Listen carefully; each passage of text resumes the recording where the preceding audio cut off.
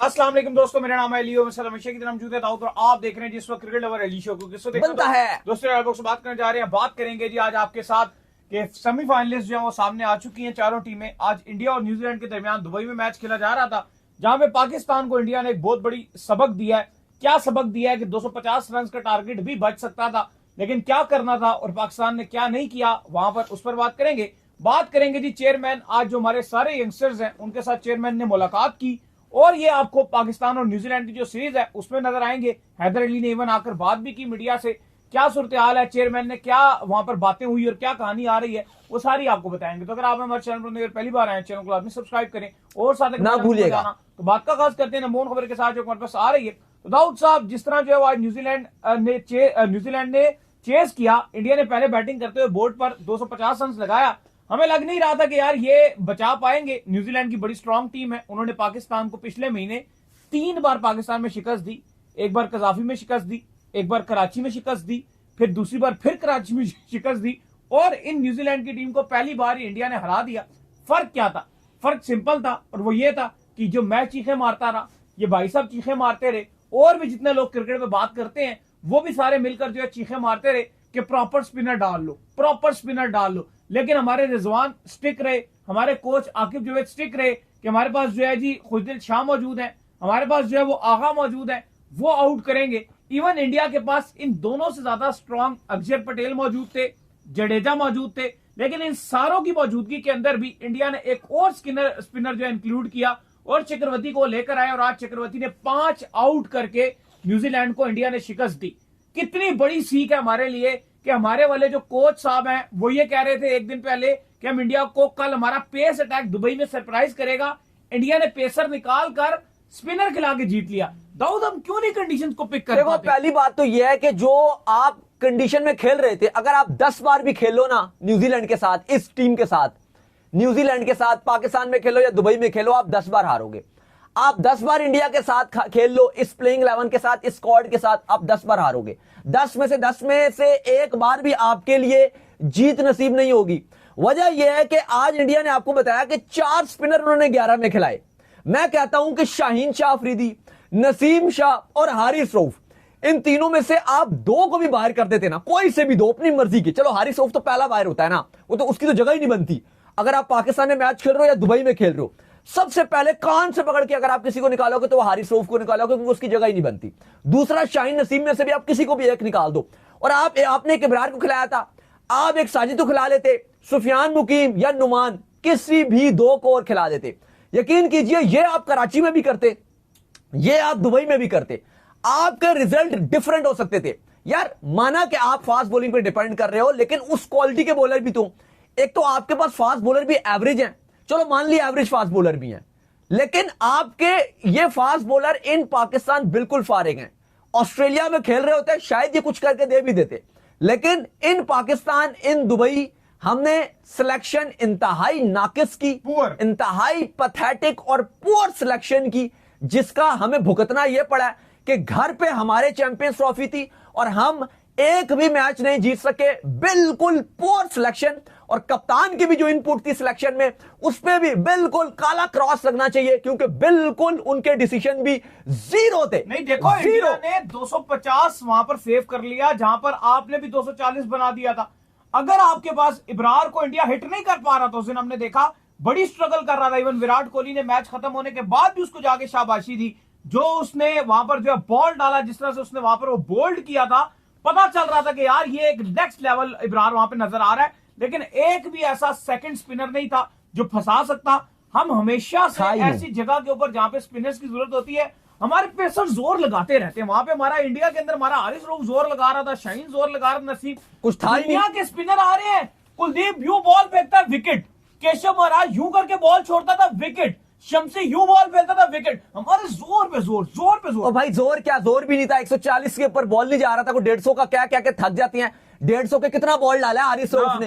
एक भी नहीं डाला पूरे में, पूरे चैंपियंस ट्रॉफी में 150 का बॉल नहीं गया। बाकी आप एडमिट करो कि आपकी सिलेक्शन इतनी नाकाम थी। दुबई में एटलीस्ट, आप दुबई की छोड़ो, इवन कराची में भी सेटनर और ब्रेसवेल भी तो खेल रहे थे, छोड़ दो इंडिया को। उन्होंने दोनों ने आपको फंसा के रखा था, आपके बैट्समैनों को नाच नचाया हुआ था, सेटनर ने भी और ब्रेसवेल ने भी। इवन ग्लेन फिलिप्स अच्छी बॉलिंग कर गया था, लेकिन चूंकि आपकी सिलेक्शन ही पुअर थी, आपका कॉम्बिनेशन ही पुअर था, आपको सिर्फ इतना चाहिए था कि अपने स्क्वाड में स्पिनर रखते 11 में। फैंस को आज का मैच देखने के बाद और तकलीफ हुई है।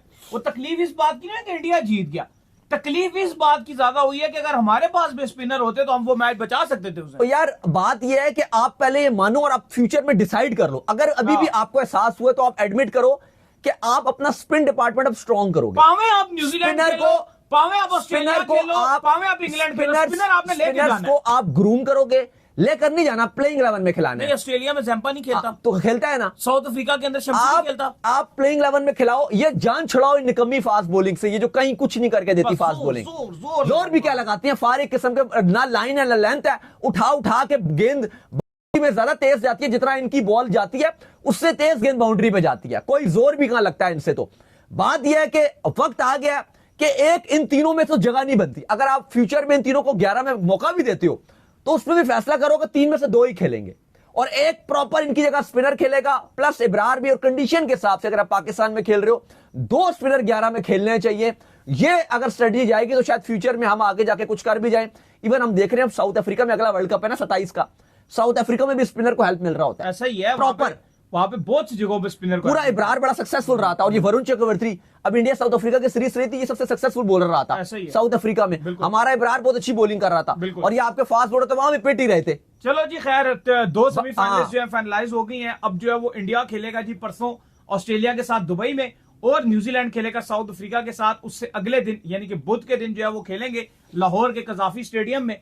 तो अब ये जो सेमीफाइनलिस्ट है वो गया, और मतलब ट्रैवल प्लान बड़े मुश्किल रहे हैं इस बार, पर कुछ करा के चीजें जो है वो एंड तक आ ही गई हैं। और इस चैंपियन ट्रॉफी के अंदर जो है पाकिस्तान क्रिकेट बोर्ड का वो चेयर्स सब मतलब ये सारी आप कह लो कि चैंपियन ट्रॉफी के जो पाकिस्तान के बाहर होने के बाद इंतजामात करना, मतलब हम एज अ खुद जब इंतजामात कर रहे हैं हम ये सारी, तो ऐसा लग रहा है जैसे बंदा जो है ना वो जिससे मोहब्बत करता है उसकी शादी में बंदा चेयर्स लगा रहा है, ये वाली फीलिंग्स आती है। यानी कि फिनाले किसी और का और होगा तो फिर आप ये बोलोगे बेगानी शादी में अब्दुल्ला दीवाना शादी में कोई ले जा, सारा काम हमने किया जा रहा है, आप चेयर्स लगा रहे हैं। सारा जो स्टेज है सब कुछ वो हमने सजाया, और खेलेगा कोई और, ना सेमीफाइनल में ना फाइनल में। तो लाहौर के लिए अब कल आज न्यूजीलैंड और इंडिया का मैच हो गया। वरुण चक्रवर्ती ने बहुत शानदार गेंदबाजी दिखाई, इंडिया मैच भी जीत गया। अब कल सुबह न्यूजीलैंड की फ्लाइट है लाहौर के लिए, और कल शाम की जो फ्लाइट है वो है साउथ अफ्रीका की लाहौर के लिए। दोनों टीम से प्रैक्टिस करेंगे यहाँ पे, परसों वाले दिन प्रैक्टिस करेंगे और उसके नेक्स्ट डे यहाँ पे मैच खेलेंगे। परसों बल्कि परसों भी नहीं, तरसों मैच खेलेंगे। परसों तो क्योंकि आपका इंडिया और जो न्यूजीलैंड है, सॉरी जो इंडिया और ऑस्ट्रेलिया, उनका पहला सेमीफाइनल मैच दुबई में होगा। तो ये ट्रैवल प्लान भी आ गया। बिल्कुल। इसके बाद जो हमारे पास अपडेट आ रही है वो अपडेट आ रही है जी कि आज जो पाकिस्तान क्रिकेट बोर्ड के जो चेयरमैन मोहसिन नकवी हैं, उन्होंने डायरेक्ट जो मुलाकात की है जितने पाकिस्तान के जो यंगस्टर्स हैं, जो डोमेस्टिक में परफॉर्मर थे, उन सबको जो आज लाहौर तलब किया गया था। और लाहौर में जो मुलाकात हुई है, ऐसा लगता है कि जो चेयरमैन मोहसिन नकवी है वो किसी और के पास अब किसी और के ऊपर मजीद ट्रस्ट नहीं शो करना चाहते, बल्कि खुद 1-to-1 जाकर जो है वो मिले हैं इन सारे प्लेयर्स के साथ, और एक नया प्लान तरतीब दे दिया गया है। जो आगे न्यूजीलैंड की टूर है उसके अंदर ये सारी नई टीम बनाने का जो है प्लान बन रहा है। तो सारे प्लेयर्स को मिले हैं, जिसके अंदर जो है हैदर अली थे, अली रजा थे, मोहम्मद अली थे, ख्वाजा नाफे थे, बड़े नाम है जी। देखिए आज बाकायदा तौर पर जो चेयरमैन मोहसिन नकवी हैं, उन्होंने सिलेक्शन कमेटी को इजाजत दे दी है, और इजाजत ये दी है कि आप पिक कर लीजिए यंगस्टर्स दौरे न्यूजीलैंड के लिए। और इसी मकसद से उन्होंने मुलाकात भी की। ये बहुत सारे यंगस्टर्स हैं, सारे सिलेक्ट नहीं भी होंगे, लेकिन और इसके अलावा भी कुछ होंगे, लेकिन एक्चुअली इनसे मुलाकात करने का मकसद ये था कि इनको मोटिवेट किया जाए और इनको बताया जाए कि हम अब नई टीम बनाएंगे। जैसे भारत ने T20 में सूर्य कुमार यादव को कप्तानी देकर तिलक वर्मा, अभिषेक शर्मा, रिंकू सिंह, ये वो यंगस्टर्स हैं जिनको वो टीम में लेकर आए, और उसके बाद उन्होंने बड़ा जबरदस्त दिखाया, अपनी इंटेंट दिखाई है। तो अब हम भी इस सोच के साथ अपनी T20 टीम को बिल्ड करना चाहते हैं। इसी वजह से चेयरमैन मोहसिन नकवी ने इन सारे डोमेस्टिक के परफॉर्मर को बुलाया और उनको मोटिवेट भी किया, और उनको कहा कि आपको प्रॉपर मौके दिए जाएंगे, मौके दिए जाएंगे, आपको नडर क्रिकेट खेलनी है, आपको बेखौफ क्रिकेट खेलनी है, जिस तरह से इंटरनेशनली वर्ल्ड वाइड जो मॉडर्न डे क्रिकेट है वो आपको खेलनी है। और साथ ही साथ चेयरमैन ने सिलेक्शन कमेटी को भी ये अब कह दिया, जो इजाजत भी दे दिया, या आप कह लें कह दिया, या उनको ग्रीन सिग्नल दे दिया, आपने जो भी समझना आप समझ लीजिए, यह कह दिया कि अब T20 के लिए जो दौरा है न्यूजीलैंड के लिए आप यंगस्टर्स को चांस दीजिए। बात अगर की जाए तो काफी सारे यंगस्टर्स मौजूद थे, जिसमें मोहम्मद अली, ये भी T20 का पार्ट रहेंगे और ODI में भी इनकी जगह होगी। अली रजा बड़े जबरदस्त अंडर 19 के बॉलर हैं, इयन बिशप ने बड़ी तारीफ किया, ये भी हैं। इसके अलावा अहमद दानियाल को भी थे, इसके अलावा अफाक अफरीदी, अब्दुल समद बड़े जबरदस्त हार्ड हिटर हैं, अब्दुल समद ये भी मौजूद थे, ख्वाजा नाफे, अरफात मिनहास, मुबशिर खान, हैदर अली, मोहम्मद हारिस और ख्वाजा नाफे। इवन यहां तक सिलेक्शन कमेटी ने फैसला किया, हमने लास्ट शो में भी बात की थी कि इनको 2026 T20 वर्ल्ड कप तक खुले मौके दिए जाएंगे और इन पर ट्रस्ट किया जाएगा, और अगर इनकी परफॉर्मेंस डाउन भी होती है तो T20 में इनको लाइसेंस दिया जाएगा कि आप 2026 T20 वर्ल्ड कप तक खुल के खेलिए। इसके अलावा साद मसूद, फिर अगर आप देखें तो और भी काफी सारे यंगस्टर्स थे, हसन नवाज, फैसल अकरम, ताहिर बेग, कासिम अकरम, ये सब भी मुलाकात करने में शामिल थे।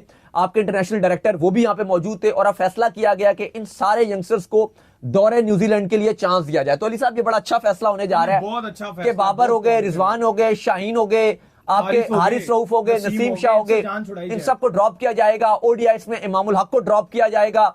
इसके अलावा बाकी भी जो इनकी परफॉर्मेंस नहीं थी, अब ये सबको बाहर करके यंगस्टर्स के ऊपर एक टीम बनाई जाएगी, उनको मोटिवेट किया जाएगा और भेजा जाएगा। नहीं देखो, मेन गोल अब आपका आपके सामने क्या है, हमने आपको पहले भी बताया था, एशिया कप अब आपका सर पे खड़ा हुआ है। 4 से 5 महीने बाद आप एशिया कप का आ जाएगा, फिर उसके एशिया कप के 4-5 महीने बाद या बल्कि 3-4 महीने बाद ही आपका T20 वर्ल्ड कप आ जाएगा। T20 वर्ल्ड कप 2026 जो है वो इस बार 2026 मार्च में खेला जाना है। फरवरी और मार्च में ये वर्ल्ड कप है जो इंडिया और श्रीलंका के अंदर है। तो आपने भरपूर किस्म की तैयारी पकड़ ली, और यही आपका गोल होना चाहिए कि हमने T20 की टीम और क्रिकेट आपको नडर खेलनी पड़ेगी। ये वो स्टार्स हैं, ये वो खिलाड़ी हैं जिनको अगर मोटिवेट किया जाए, लाइसेंस दिया जाए, साइम अयूब की एंट्री हो जाएगी, वो फिट हो जाएंगे, PSLs में वो आ जाएंगे वापस, तो वो भी एक एंट्री हो जाएगी। सबसे इंपॉर्टेंट चीज ये ना, दाऊद की बर्दाश्त करनी पड़ेगी, जो सच्ची बात है। अगर आपको एक टीम को बिल्ड, अगर आपको एग्रेसिव क्रिकेट देखनी है और खेलनी है और अपना खून नहीं जलाना, जैसे ये अभी चैंपियंस ट्रॉफी मैच चल रहा है इंडिया न्यूजीलैंड का, आपका खून जल रहा है, अब परसों सेमीफाइनल बनेगा इंडिया ऑस्ट्रेलिया का, वो आप देखोगे, फिर अगला आप सेमीफाइनल देखोगे